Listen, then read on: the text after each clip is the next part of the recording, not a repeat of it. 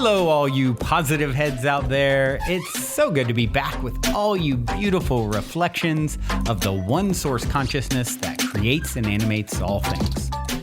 If you're new to this podcast, of course, we're super happy to have you here. And if you've been listening and enjoying for a while, I would be super grateful if you would please take a moment to give us a review on Apple Podcasts. It's one of the best and simplest ways to pay it forward and help others find the show so that they too can tap into the powerful perspectives and positive vibrations we are collectively emanating. The other unique and magical way to share this show is by sending any friends you think would benefit from listening to this podcast our Game with the Universe link at positivehead.com/game. Also listed in the show notes, which will serve them up a quote-unquote random episode when they click it. Just instruct them before clicking the link to close their eyes for a moment and sincerely ask the universe to cue up the episode that contains the insight and perspectives that they most need to hear at this point in their life journey, and then click to listen to whatever episode is synchronistically served up to them. I have heard time and time again from people about the incredible results they received playing the game. So just tell your friends magical results are guaranteed or their karma back.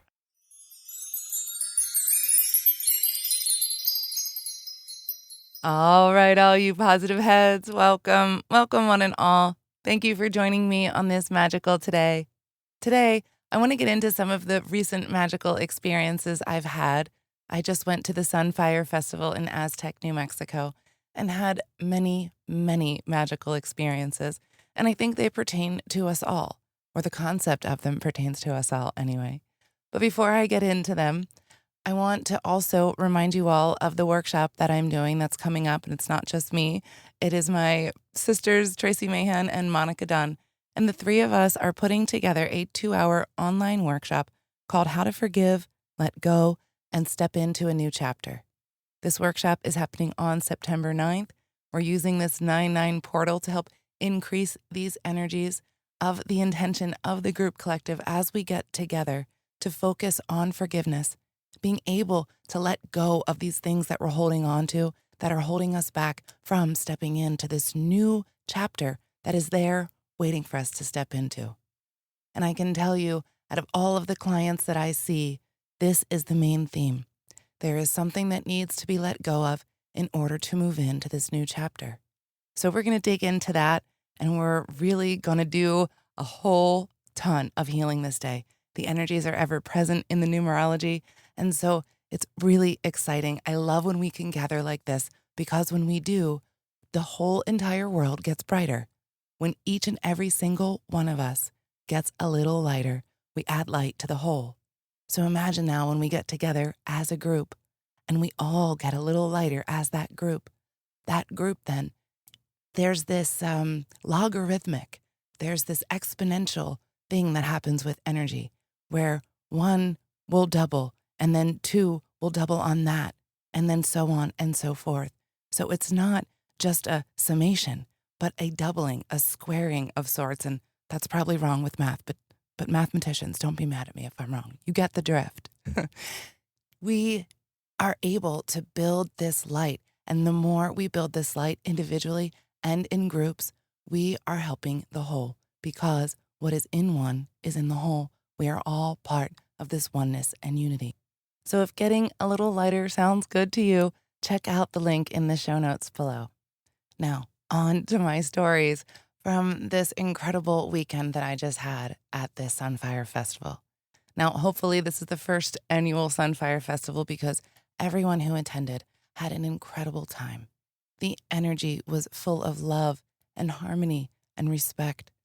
And it's not often that you go to a festival where you have this type of respect and harmony, where it is a friendly festival and the children are there playing.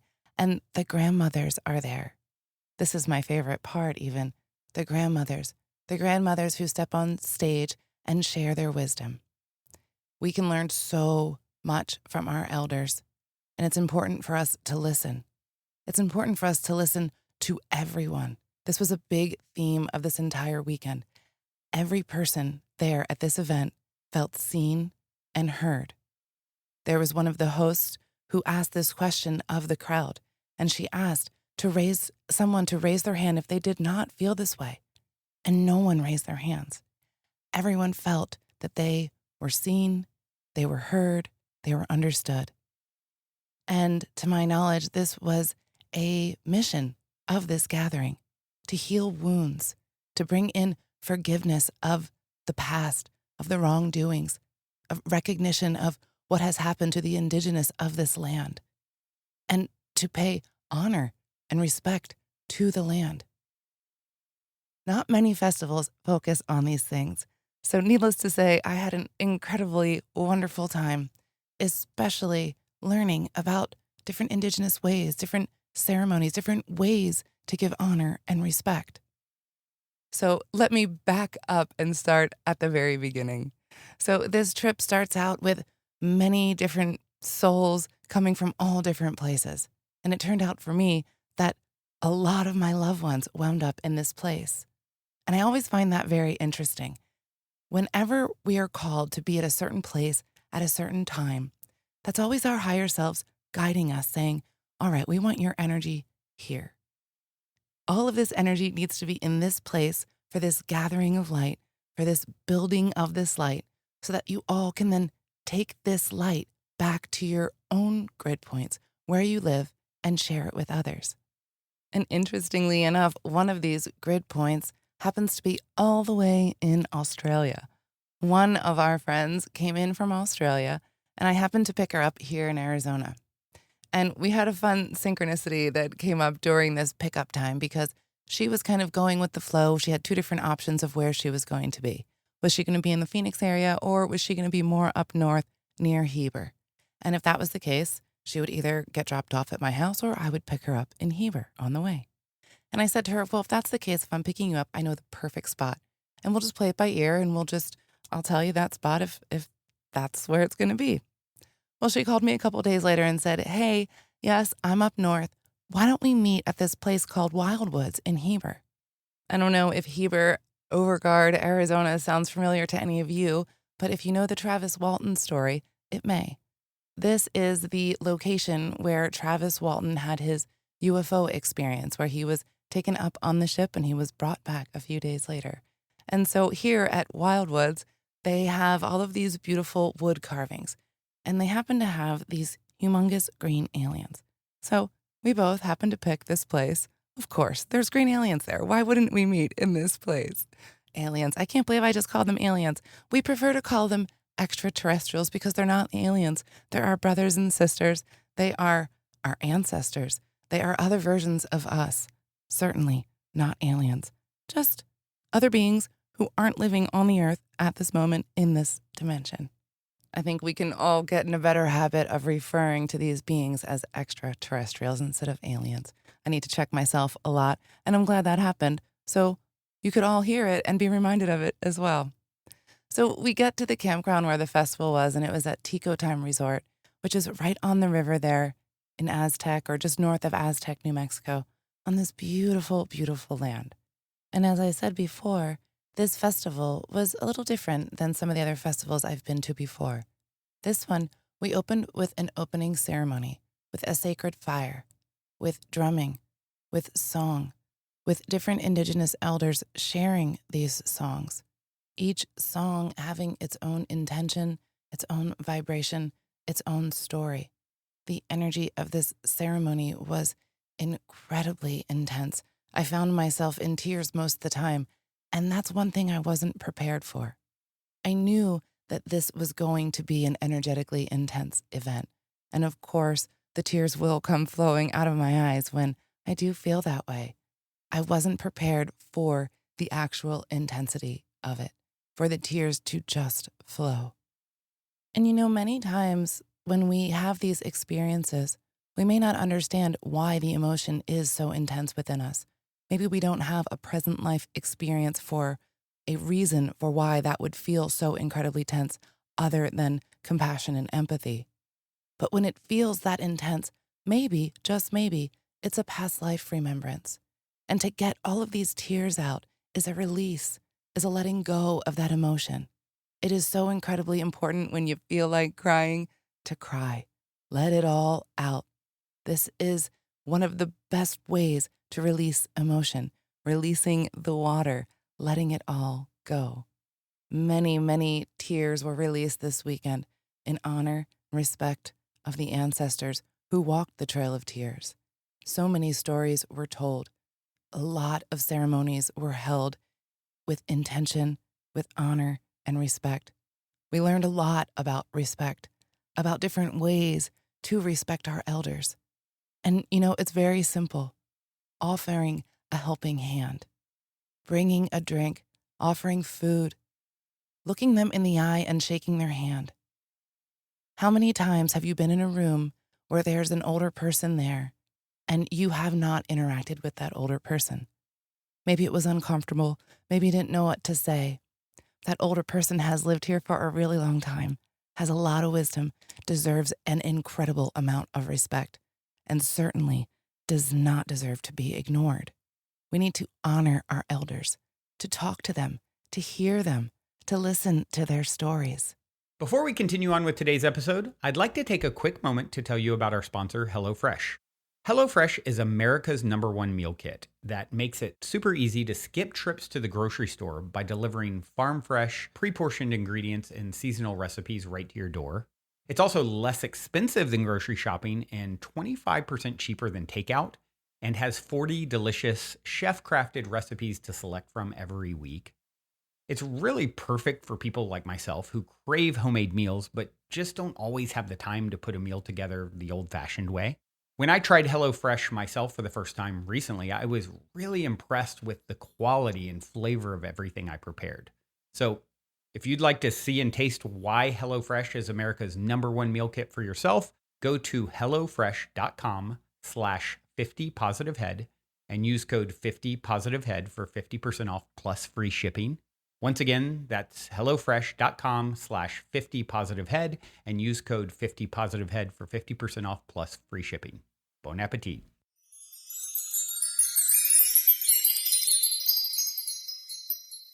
Another thing to consider, and I know it's hard in this 3D world, but let us consider we are putting our elders in these homes and leaving them there. And what we should be doing is having them in our homes, taking care of them just as they did for us as we grew up our entire lives. If it wasn't for them taking care of us, we wouldn't be the people we are today. We wouldn't have thrived in that way. We need to all return this favor. This cycle is ever continuing. And the more we behave in respect and love towards one another as a community, it takes a tribe. We all need to do this together. Families need to come together to help our elders, to make sure they are always provided for, that they are not alone. This is one thing that was brought to my remembrance.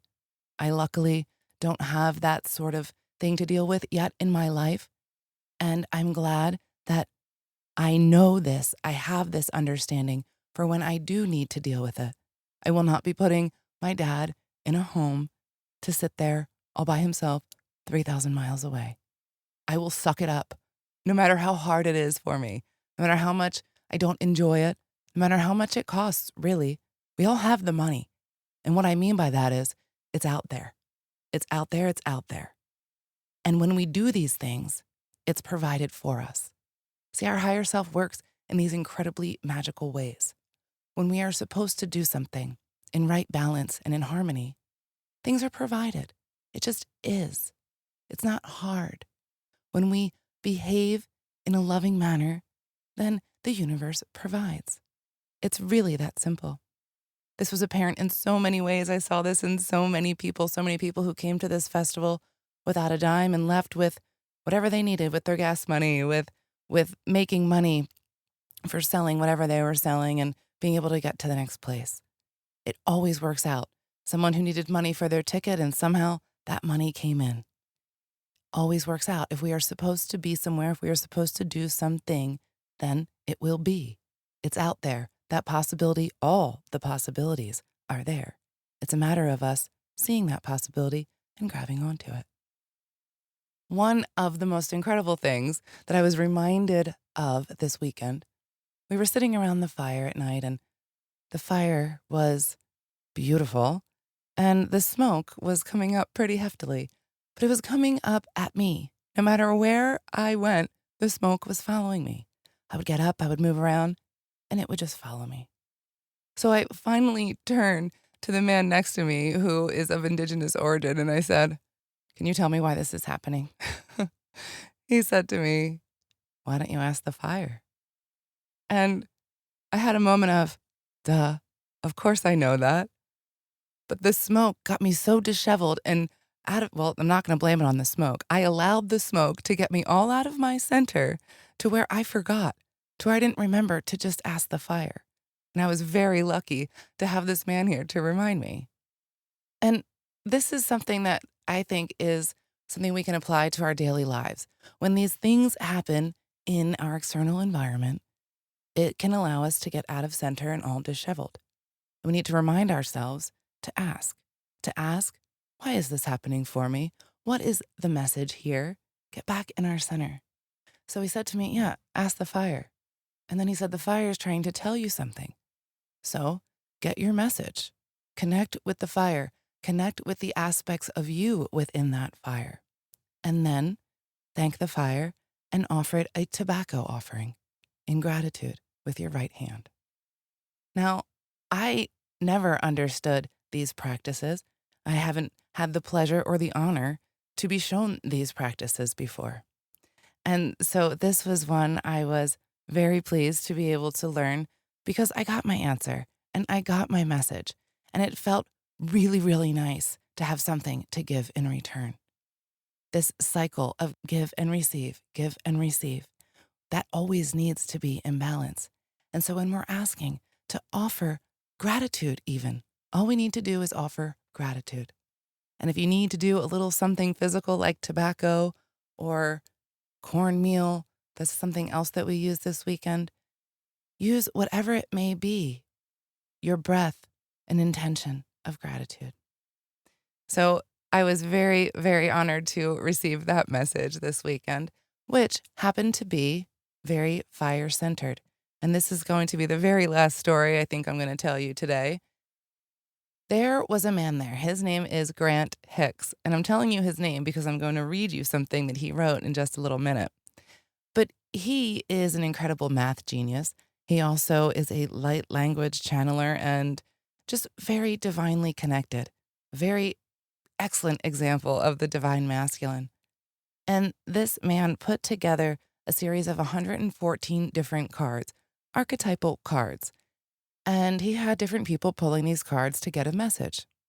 Well, a couple of my friends had pulled these cards and were talking about how incredibly right on it was and how wonderful the experience was. And they had pulled the same card. And while they were talking about this, Grant happened to call at that moment and pull up at our campsite. So while that wasn't synchronistic enough, he came out of the car and I said, hey, I want to pull one of these cards too. So he grabbed them and brought them over and I held them in my hand. Now, meanwhile, there's 114 of them and my two friends over there had grabbed the same card. And I paged through with my eyes closed and I pull a card. I pull it out. I pull the same card too. We all pulled the sun card. And of course we did. This card is for all of us because I'm going to read to you what this means in a minute. But this is a general overarching theme for the collective right now. We all need to be shining our light, to be allowing ourselves to get lighter so that we can shine our light, to help to make the light brighter in this oneness that we exist in. Each and every single one of us has a part, and that part is shining our light brighter. So, of course, all three of us got the sun card. And one of my friends figured out that that is a 1 in 1.5 million% chance. That's pretty cool. So I think that this is more of a collective thing than it is an individual thing because this is relevant to all of us. So I'm going to end today with reading you this explanation by Grant Hicks of the sun. The sun, the greatest force apparent in the heavens. The sun provides the energy, life, food, day, time, and workforce that drives our daily lives. This radiant light source is most readily accessed through the solar plexus, the seat of power expression in ourselves. Hot light breathes life to define the day. The sun is active, fiery, brilliant, strong, the center of gravity of our solar system. Our solar plexus is resonant to the solar body. Often considered the all-father of the skies, the sun drives the living cycles on the earth more than any other body. The sun blazes and mutates, yet remains steady, clear, and strong. Life on earth could not exist without it. We see on the card a picture of Helios, the Greek god who was said to chariot the sun across the sky. Helios was also considered the embodiment of the sun and watched over oaths and the power of sight. Contracts were made good in the light of day, and the sunlight is the vehicle for the clearest sight. Classically, the sun was held to be the essence of masculinity. To the ancient Chinese, the guide to understanding yang, or the active male principle, was seen through the sun and its power to generate activity and life on earth. The sun is the biggest single object in the sky. The sun is the part of us that is in the movie, the part that feels like being on the Truman Show, where everyone is somehow secretly watching. We are the star in our own play, and we can only experience this directly from our own point of view, from within the action center of doing things in the body on earth. This drive is related to the function of the liver in Chinese medicine, which is to be like the general of your life. The liver provides the active movement of the bowels to move and coordinate their efforts from guidance above. The general takes full authority of the space and is in direct service to the king or queen. This is our capacity to take full authorship and domain over our own lives, to be in responsibility to our prior obligations and in loving devotion to what matters. In this way, we are the sun of our own lives, and no one tells the sun how to shine. It shines of its own nature. When we are strong and active with our bodies and or will, no one can tell us what we must do. We get to decide at any time. If we are working for a boss, we choose to work hard for them and do what they say. But it is still always up to us whether to make this choice. I was just doing my job is often the cover-up for doing bad things that cost or hurt other people. We want to live from a place of independent authority at our will, where our own choice of yes or no dictates the action centers of our being. No one has this power of choice over us when we are aware and take opportunity to exercise choice in the face of oppression. Outside control authorities are just there for when your own authority becomes too threatening to those around you. But we can rise in our own autonomy and authority without resisting or rebelling against the worldly authorities. Our true domains are invisible to worldly authorities and therefore cannot be ruled by them unless we allow it or choose for it to be so. This is true about our own individual lives, just like our common sun. Who tells the sun when to shine? And isn't that the truth? The sun is always shining. No one tells the sun when to shine. So who has the right to tell the sun when to shine? No one has the right to tell another what to do, when to do it, what they should do. We are all sovereign beings. So the more we remind ourselves of this fact, the more sovereign we are. The more we remind ourselves of this little motto that we actually picked up for the rest of the weekend. Who tells the sun when to shine? I do what I say, what I want, when I want, right? Like Pretty Woman. I say who, I say when, I say how much. This is our motto. No one tells the sun when to shine. No one tells you how to shine your light and in what way. You get to do it in the way that is perfect for you, shining your sun as bright as it can possibly be on your own accord in your own sovereign self. I love you all so much. I hope that was fun listening to these little stories of my weekend. And I also encourage you all to go to these events, have these experiences, feel the things that resonate with you and go to those places, go to those events, because you will be surprised at what you experience, at the people you meet, at the experiences that you have. It's always different than you think it's going to be. And there's always a whole lot more magic than you would expect. I'm going to leave you with this song for today by Wildlight called Conversations Between. Until next time, I love you all.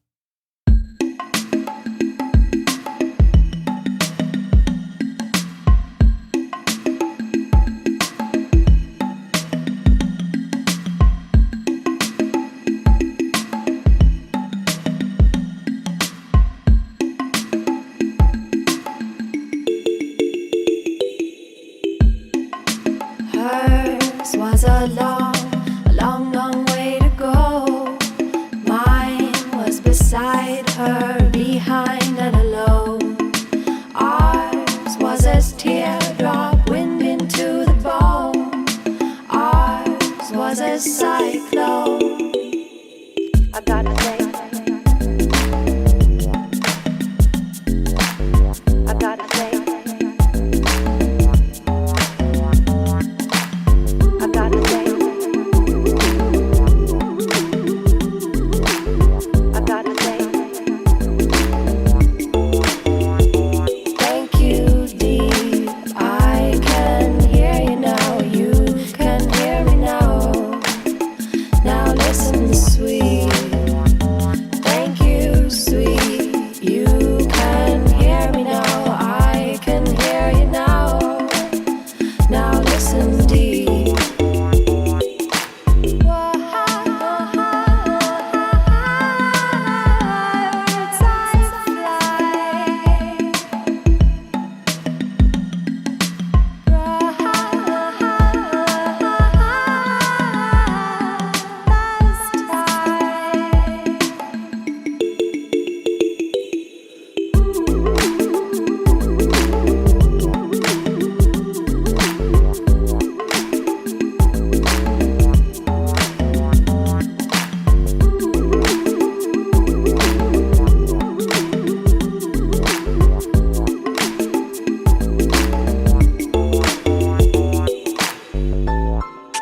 Mine was as cavern creased beside the road.